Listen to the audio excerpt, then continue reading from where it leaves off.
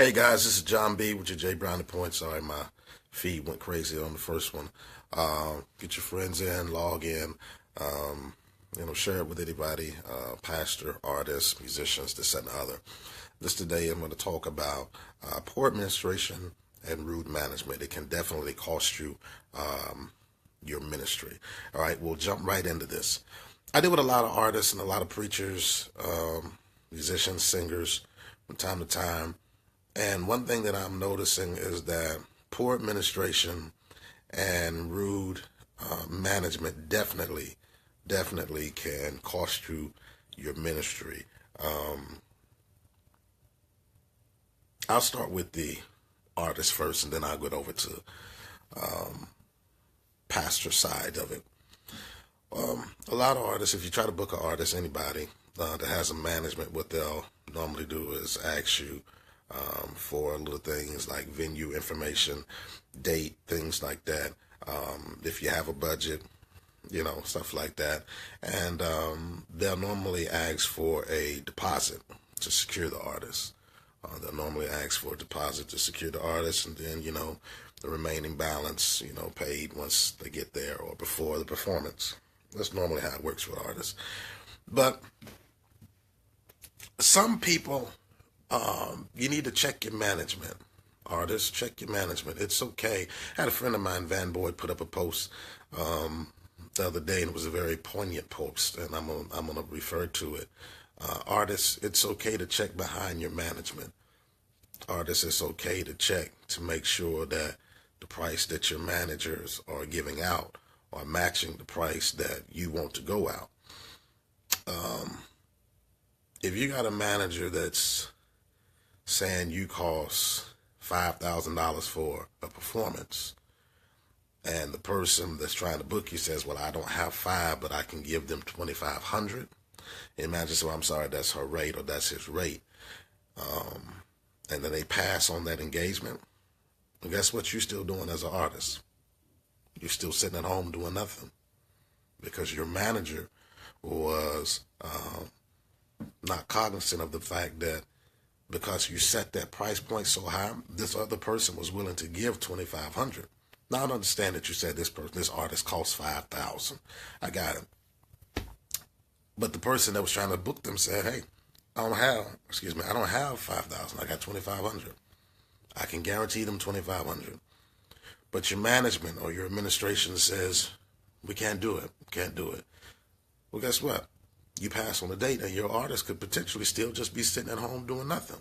And sometimes the artist doesn't even realize that management has done this, or management passed on a date where I could have had $2,500. Now, because they put me at 5,000 price point, I have nothing.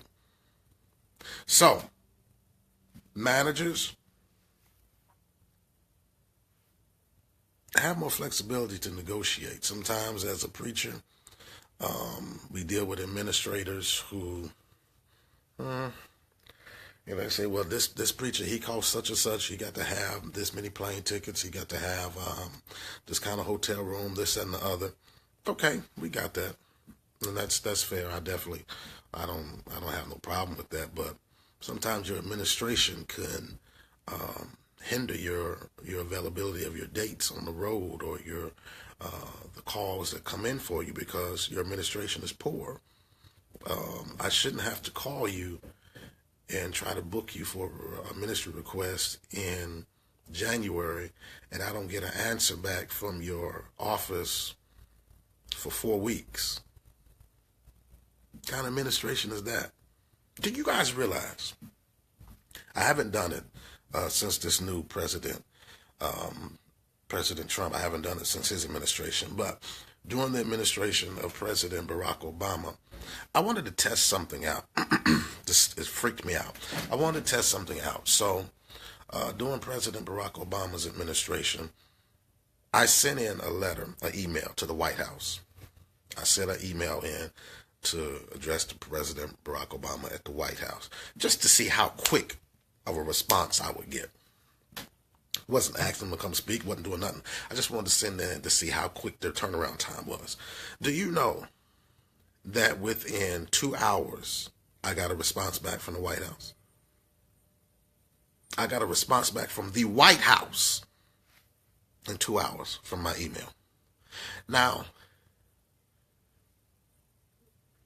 if the White House, the President of the United States, who is way more busy than you preachers and you artists, if they can respond back at a reasonable time, why does it take so long for some of you artists, some of you preachers to respond back? You ain't that busy, though. You ain't more busier than the president. I promise you, you ain't busier than the White House. And if White House has administration and staff that can respond to a nobody, I was nobody. I'm just sending an email just to do a test to see how quick your turnaround time is. Because I wanted to up my business turnaround time on how I dealt with people. If the White House can do a quick turnaround, what's taking you so long in your church? Or you an artist, so your management, he don't even return calls. I'll call an artist, I'll call your manager on a Monday. I don't get a call back from that manager for almost a week, 2 weeks. I got to keep calling. What kind of management is that? Get rid of that. I'm trying to book you to preach. I put a request in. I feel that, I go online. I do the ministry request. I put that in online, a booking ministry request. I put that in on a Monday in January. I don't get a response from that for weeks. For weeks. And then some of these preachers, some of these guys say they have to put a clause on there, and they say due to the extreme busyness and volume of ministry requests, we would ask that you allow us a month or 2 months to get back to you. That is dumb management. That is poor administration. For you to even put that as a clause due to high volume or due to the number of numerous ministry requests for bishop such and such or preacher such and such, we'd ask that you allow a month or two for us to get back to you. What are you talking about? This man is a preacher. It's not the president. He's a preacher. He ain't that busy. What are you doing with your administration? Managers? For artists? Here's another thing. If your artists don't have any awards, not one Stellar Award, not one Grammy Award, not one BET Award, not even a Rhythm of Gospel Music Awards, no Trumpet Awards, why are you setting these prices so high? I mean, here, what I'm about to say, I don't want you to take it as bashing, but platforms like Sunday's Best and some of these, The Voice and American Idol, some of these platforms has really messed up how we view industry. Watch this. You got people that perform, and I'm not bashing. I'm just talking about the real business side of it. Because I have friends that have performed on Sunday's Best, so I'm not bashing it. I'm just giving you some real logistics here. You got people who performed on Sunday's Best. You're not a mainstream artist at all. It's a auditioning competition. You're in you're just in a staged competition, a televised singing competition. You don't even win. You're not even the winner of Sunday's Best. You was a runner-up, or you was one that got dismissed. But when I go to try to bring you somebody who did not win Sunday's Best, but you was on Sunday's Best, you got a price, so I need $1,000 to come sing. For what? You have no project. You have no awards. But because you was on Sunday's Best, now I got to pay you $1,000 to come sing in my church? You're not even an artist. You was just on the stage. And then for the people who won Sunday's Best, watch this. For the winners who won Sunday's Best, when I try to get you, now you 2,000 or 1,500 or 3,000. Why? You don't have any awards. You just won a competition and they gave you a contract. Okay? You don't even got a project out yet. They ain't even playing you on the radio. You know why? Because you have nothing to play on the radio. So why are you charging these astronomical figures? You blow these guys' heads up, and and it's not good for the artist, because here's the thing: if you're a manager for an artist, if you're an artist manager, you represent the artist. You are not the artist. Wayne, you talking about not even Dove Award? Stop, man. Listen, you're not the artist. You represent the artist, and the problem is sometimes the people who represent you guys, they're giving a bad taste to the public of who you really are not. Why? If you're sitting at home, again, I'm an artist. I'm sitting at home, have nowhere to go, have nowhere to sing.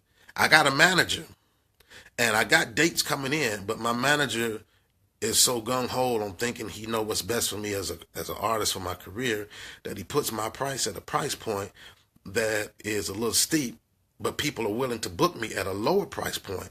But because my manager say, hey, nah, my artist is $1,500, you got to have $1,500 or $2,000 for them. And somebody said, listen, I can guarantee him $1,000. If I'm the artist sitting at home doing nothing, I would rather go make that $1,000 than to be sitting at home doing nothing, saying, well, I'm grand at home. I cost $5,000 a night to sing. But guess what? I'm sitting at home because I'm grand. I got a manager that's out there making sure I need this much money to sing. And I'm sitting at home doing nothing because you got an idiot for a manager. You got dumb management. Fire them. Get rid of them. You sitting at home starving. You got bills to be paid. Your lights due. Your rent due.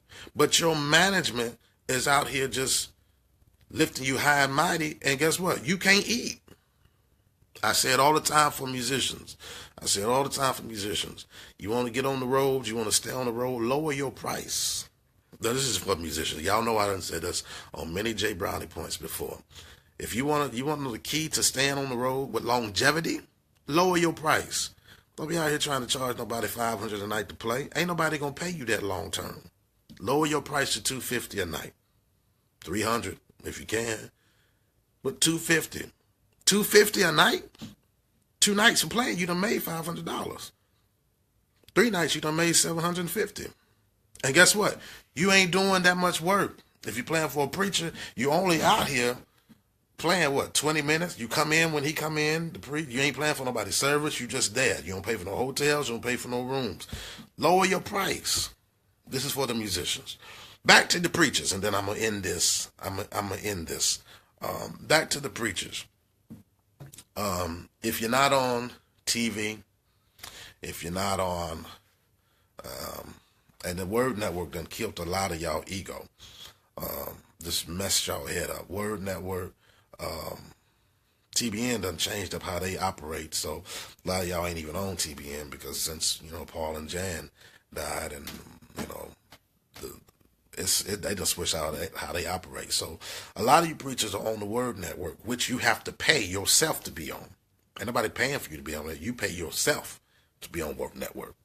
And so you paying to be on Word Network to set a stage for yourself just to say that I cost this much to come preach. That don't even make sense. I'm paying to be on a Word Network channel so that you can see me. And then when you call to come get me to preach, I say, this is how much it costs for me to come preach at your church, because I'm on Word Network, of which I paid my own self to be on.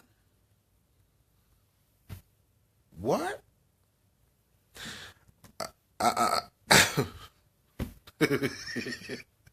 I'm just saying, I've been in this thing a long time, and half the stuff we do don't make sense. It don't make sense. Listen, you're a preacher, man. Some of these high-profile name preachers. Now, I got it. You ain't T.D. Jakes. Ain't but one T.D. Jakes, period. Bishop Jakes, and his price point is what it is. I'm not even going to talk about Bishop Jakes. I've played for him a couple of times. He's a very nice man. And here's the thing. Sometimes the person can be nice, but the people that are around the person can be very foolish. Sometimes the main person that you're trying to get can be a very nice person. The artist can be a very nice person, but they have ignorant people around them, working for them, representing them. And sometimes, I've had the chance to meet artists and preachers, and I've had to say, you know what, man, you ain't nothing like the people that represent you. They said, what do you mean? I said, you are nothing like the people that represent you. I really didn't like you because of the people that talked for you. Because I judged you off of the people who represent you. And they said, well, I'm so sorry. Did something bad happen? I said, yeah. You got poor management. You got poor people working for you, representing you. Guys, listen, preachers, stop setting these high prices, and then be willing to negotiate. Be willing to negotiate. If I administrate for Prophet Mosley and a couple of other people, and, Prophet, if you want him to come, fine. Come on. I'm going to work with you. If you say, Doc, I know the Prophet, he goes to very big churches. He also goes to small churches. He preaches 1,000, but he also preaches small crowds. I say, listen, we don't have a lot of money, but we want him to come. Fine. Let's work together. Let's work together. Here's a key thing for administrators who do a lot of bookings for this stuff. Here's a key thing. If you book for a preacher and you say the preacher has a certain price point or he has an honorarium that he needs to come preach, if the church says we can't afford to do that honorarium, negotiate with them. Say something like this. Listen, that's fine. You can't do his honorarium. That's cool. Let me ask you something. Would you be willing to let the preacher raise his own offering? After he ministers, would you be willing to let him raise his own offering and then just let him take that? Which means if he don't raise it, he don't get it. There's no pressure on the local church to have to pay anything because whatever he raises is his honorarium. If you only raise $500, hey, that's your check, Doc, $500. If you only raise $3,000, hey, that's your check, $3,000. Now, on the integrity of the church, don't get mad if the preacher come in and raise $25,000, and then y'all say, "Oh, well, we would not. Let's try to. We want to give him a portion, but we want to keep the rest." No, because then y'all shady. Y'all shady. If you can't afford a preacher, that's fine. But management, administration, be willing to negotiate or work with the local church. That's for preachers. Artists are different because artists are already grand. The artists already think they have this because I'm an artist. I'm on stage. I'm an artist. So you got to have a deposit. Cool. I got that. But some of your management, some of you managers, y'all not properly representing your artists. And then, if your artist is sitting at home doing nothing for 20 days out of the month, you're poor management. You're a poor manager because that means that you setting your artist on a pedestal that may be just a little bit too high. Bring it down. Bring it down. Some artists don't even have managers, like Vicki Winans. She don't have no manager. Vicki Winans is her own manager. You know why? She don't like the foolishness. She don't like the middleman. It's foolishness. She book her own stuff. She negotiate her own stuff. Some artists are like that. There are many artists who are their own managers. I dealt with Marette Brown Clark one time, and I called the phone, and she answered. I didn't know she was going to answer. I called the booking office for Marette Brown Clark, and she picked up and answered the phone. How you doing? What you mean? Who is this? It's Marette Brown Clark. What you doing to answer the phone? I handle some of my own stuff. Oh, okay. Cool. Because sometimes you get tired of the games. And sometimes you get tired of trusting your career in the hands of people who have never had a career. Now, I want y'all to really think about what I just said. Sometimes you have problems when you put your career and trust people with your career and you put it in the hands of people who have never had a career. You've never been an artist. You're not an artist. You're a manager. So I'm putting my career in your hands, but you've never had a career. You've never been an artist. So now I'm sitting at home hungry, got a bill to be paid, lights, rent, mortgage, but ain't got no money coming in because you canceling dates because the people want me to come and are willing to pay an amount, but it may not be the amount that you want for me, but it is an amount that's a little less. But because you say, well, that ain't it, we can't come. Now I'm sitting at home still doing nothing. And another thing, y'all stop with this. If I had to deal with this earlier today, and this kind of made me upset. This is really why I almost did this live. If I ask for you for a date for next year, And you guys say to me, management, you say, well, I don't book my artists out more than 6 months. First of all, don't ever say that to me and your artist ain't got no awards. If your artist don't have no awards, your artist has no status, your artist ain't even on the top billboards. Again, you got no Dove Awards, you have no Stellar Awards, you have no Grammys, you have no Trumpet Awards, you have no MTV Music Awards, no BET Awards, you have no awards on your shelf at all. Why would your manager say, we don't book my artists out more than 6 months? Why? You ain't even busy. You're not busy. So I would think that you would want to book up every date you could get, whether it's this year or a calendar for next year. Now, if you had 16 Grammys, if you Beyonce, you Fantasia, you Shirley Caesar, you Destiny's Child, you Clark Sisters, Donnie McClurkin, I understand that because you got accolades. But if you don't have any awards, why would your management say we don't book my artists out more than 6 months? Why? That don't even make sense. You ain't doing nothing. You ain't busy. That's just me thinking out loud. I had a lot of questions on here. I've been kind of looking over them because I just wanted to get my thoughts out. I will go back and through here. Let me see here. Let me just read a few of your questions. Terrell Young, you said, is it okay to charge high if you're coming with band and singers? Well, if you're coming with band and singers, the price point should reflect how much you have to pay your band. If you're going to pay your singers, the price point should reflect that. Let me tell you something.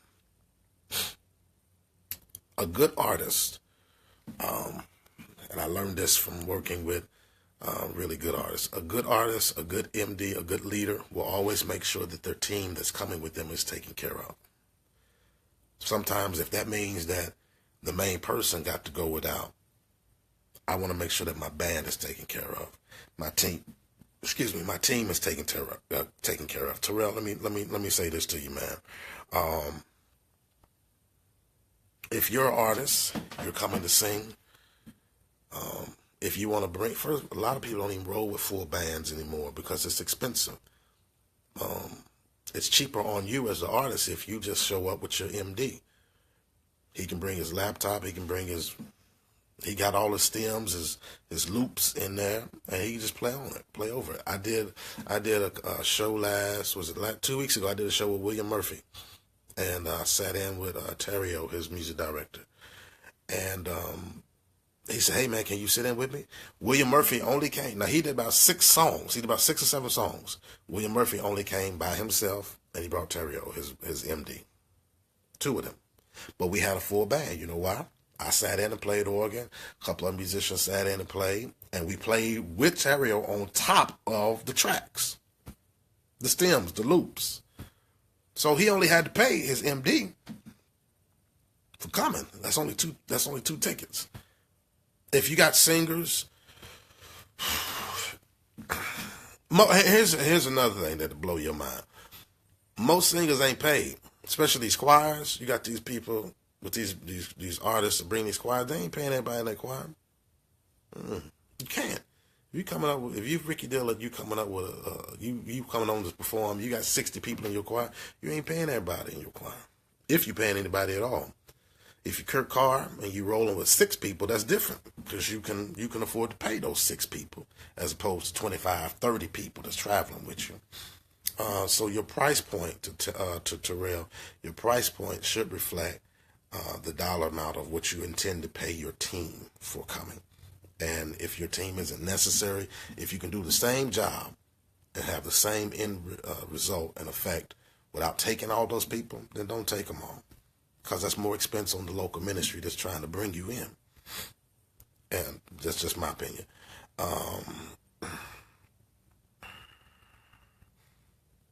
Charles Talbot Jackson said, if you can't respond when I request you, then I don't need you. Well, hey, that's the truth. I mean, If I send a ministry request, meaning I think enough of your ministry to try to bring you in, if you can't respond, no, I don't need you. Listen, I have a lot of people that inbox me a lot of different stuff, and I try to read through every one of them myself, and I try to respond. I'm nobody grand or anything like that.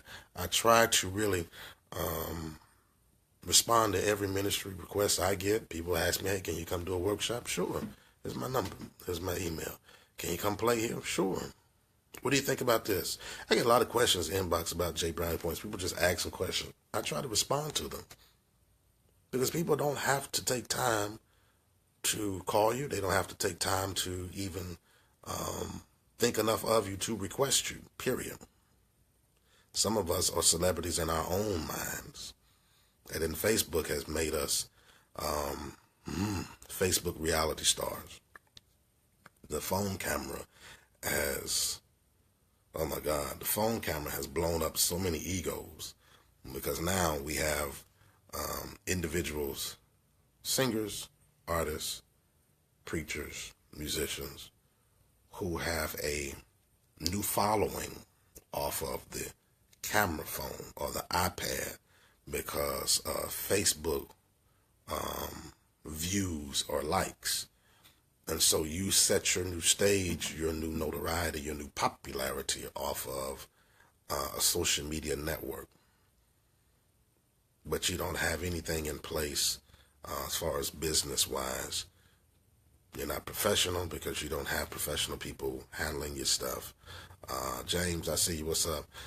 My beautiful queen is on here, Sharonda Lassiter. Hey, baby, I see you. So you guys got to make sure you're doing it for the right reason. Make sure you have great management. Artists, check behind your managers.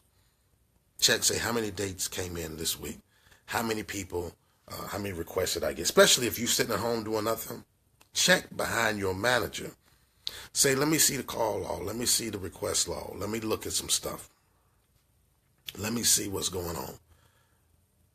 Because sometimes you may see stuff in the contract and say, why did you say this? You know, why did you say I gotta have this? If I'm the artist and I'm checking behind my manager, I may look at the contract and say, why did you say this? I don't need all this. Why you do it? And that's why people probably ain't calling me. I ain't getting no requests because you out here doing foolishness with these contracts. Manager, I mean, and you gotta remember, the manager normally gets 20-25% of whatever the artists make, if they're legit artists and you got a real manager.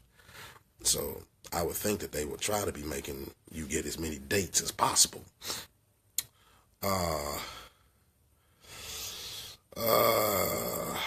Jonathan McLeod, you said, can you expound a little bit? Hey, okay, babe, going back to work. I see you. McLeod, you said, can you expound a little bit on pastors not paying what was requested when asked by a pastor? Let me see if I read this question correctly.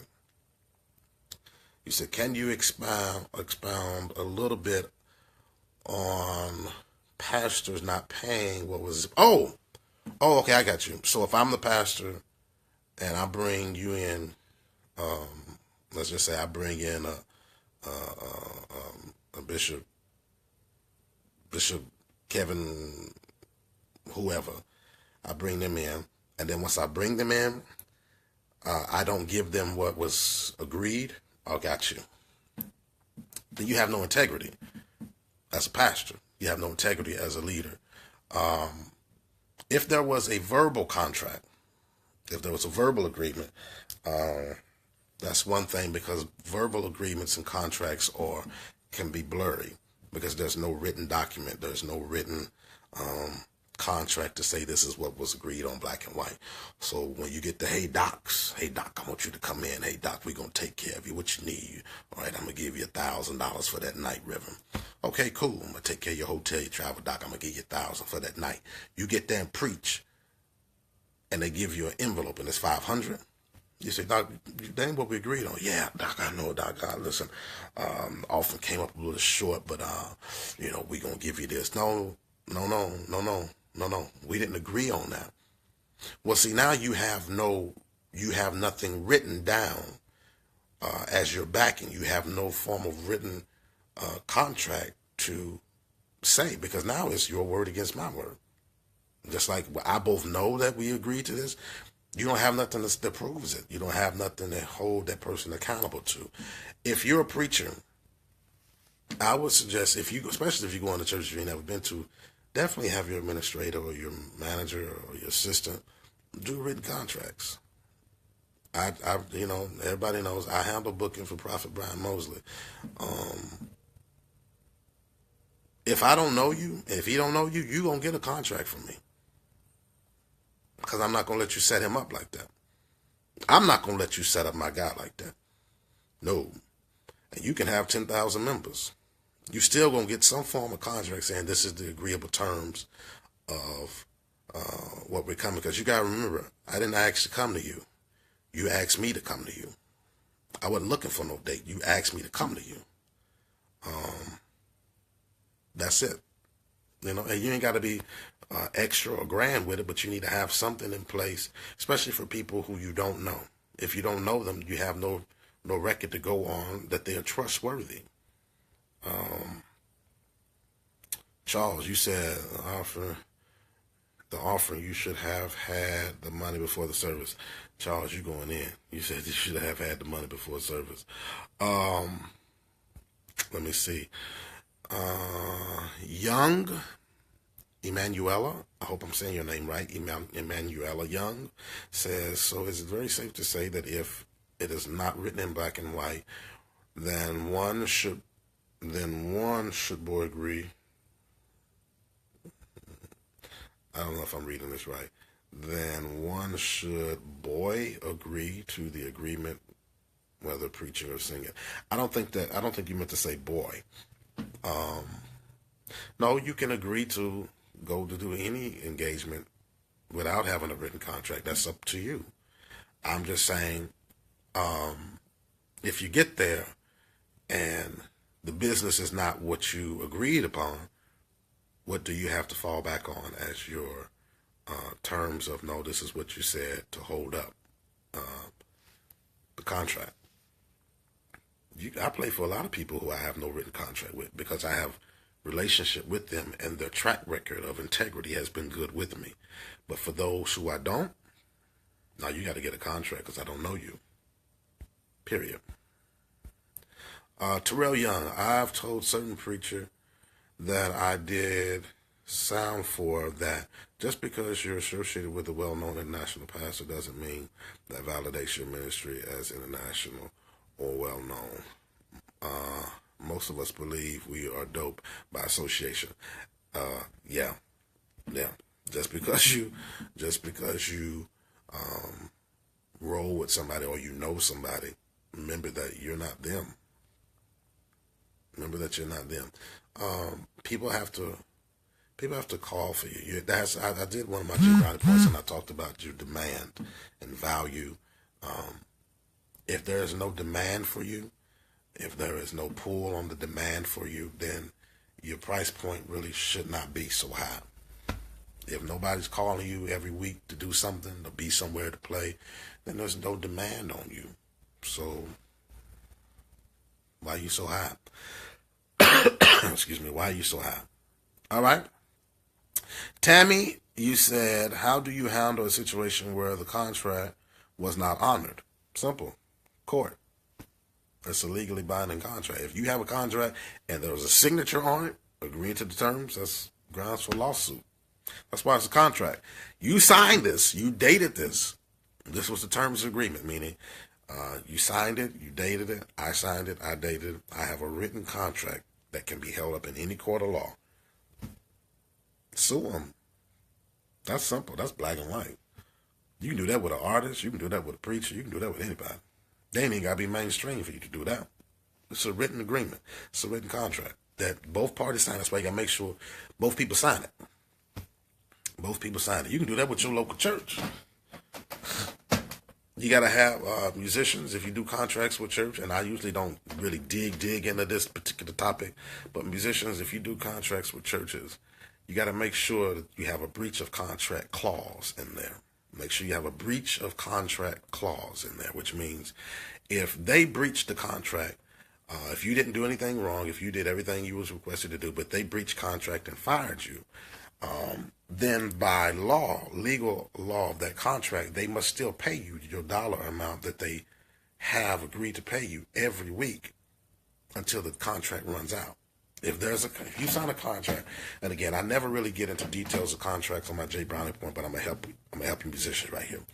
If you do a contract with a church, and you say this is a year contract, so we're gonna book you, hire you to play for our church as minister of music or music director from January 1st to December 31st of 2017, and you have a breach of contract clause in there that says this contract.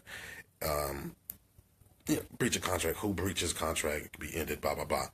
If in June or July, they breach the contract and fire you, or they didn't do something on their end and contract was breached, but you did everything you were supposed to do, which means by court of law, they must still pay you, and you're no longer working there, they must still pay you your weekly salary every week until December 31st, because they breached the contract that they signed.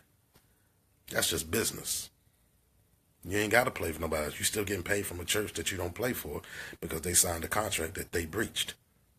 That's if you didn't do anything wrong, musicians. But that's the business side of church that we don't really know. We just deal with dancing and bumps and all that, but we don't understand business. All right? So hopefully that helps somebody. Kenneth Davis, you said, what about the offering split? What about it? If y'all agree to split the offering 50-50, that is what it is. Whatever you raise, split the offering. Hey, Doc, this is what we leave at the church. This is what we're going to take with us. Boom. Tammy, you said, but the Bible says we should not take each other to court. Okay, that's nice. I don't know what rebuttal you want me to give on that. That's nice. But if somebody hits you in your car, if you're driving on the interstate and somebody hits you in your car and you now are injured, you can tell me you're not going to sue them? If a major trucking company hits you, runs you off the road, you're now, boom, in court, or you're paralyzed, or you have injuries, you tell me you're not going to sue that company?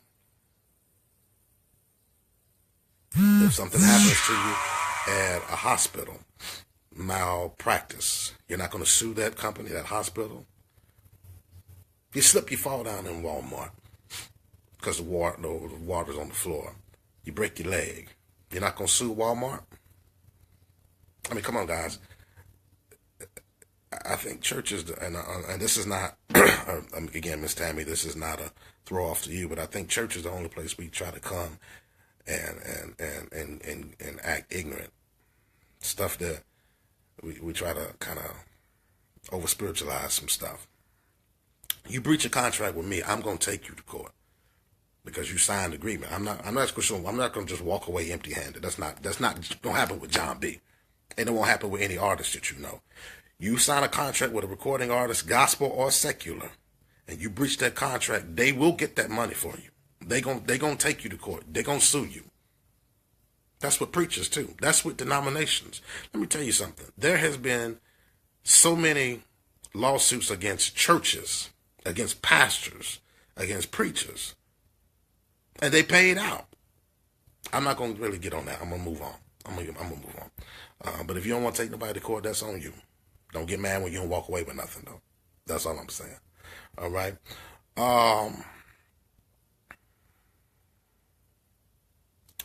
Emmanuel, you said, but since a lot of this foolishness happens with church people, many are afraid to go to court. My question is why? I think I just answered that.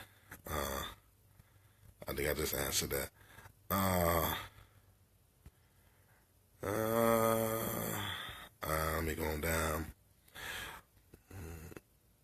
James Douglas, you said, would you agree that some churches and, let's see, trustworthy?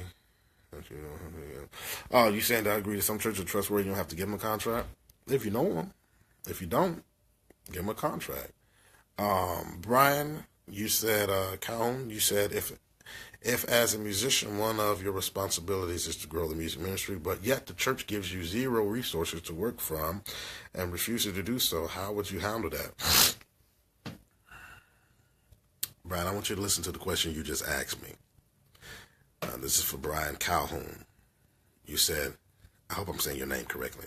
You said, if as a musician, one of your responsibilities is to grow the music ministry, but yet the church gives you zero resources to work from and refuses to do so, how would you handle that? Brian, I want you to listen to the question you asked one more time. The church refuses to give you any resources. Why would you play for a church that refuses to give you resources to grow their music ministry? The church ain't the problem. You the problem now, because you're hanging around or you're settling to stay in an environment that is never conducive for you to grow you or the ministry. If I don't want to help you help me, why am I even playing for you? Why am I even working for you? If you can't help me help you, again, the church gives you zero resources to grow the music ministry and refuses to give you any. You don't need to be there, because that says that this church they ain't trying to grow at all. That's crazy. My notes says, what do you feel is a sufficient enough notice to quit playing for a church? Go check out my JBrowniePoint that I did. It's a JBrowniePoint video I did about when the right timing. I can't even remember what I called it. I think it's when is the right time to leave a church. I think that was a JBrowniePoint. Go look up that video under my hashtag JBrowniePoint videos. I think I did one titled "When is the right time to leave a church," and I talked about all of that in that video. All right. Love each and every one of you. This has been a JBrowniePoint of the day. Hope this helps somebody. Share it with your friends, your neighbors, your colleagues, your pastors, your artists, whatever. Montreal, I see you. Quick pro quo in here. Plug. We are in Raleigh, North Carolina tonight. Me and the Prophet will be in Rockingham, North Carolina at Pastor Tim Newton's tomorrow. I'll be at Pastor Tim Newton's church in Rockingham tomorrow and Wednesday. Then I'll be back home. 2018, August 30th and 31st, 2018. We are coming to Richmond, Virginia with the Integrity Music Conference. I'm telling y'all, it's going to be something you have never seen before. God placed on my heart to do this music conference, and what I'm going to do is present music in a conference in a way that nobody has ever presented it. Meaning, I don't really want to spoil it. But when you see the official save the date flyer, you'll understand. It's going to be controversial. Oh, it's going to be controversial because some of the people I have are not in church. Some of the people I have on the conference are not in church at all. They're not kingdom. They're secular artists. They're secular people, because I'm trying to do something different here. So I'll give you more information on that as time goes by. I love each and every one of you. Be blessed. Share it. This has been your JBrowniePoint of the day. Have a wonderful day.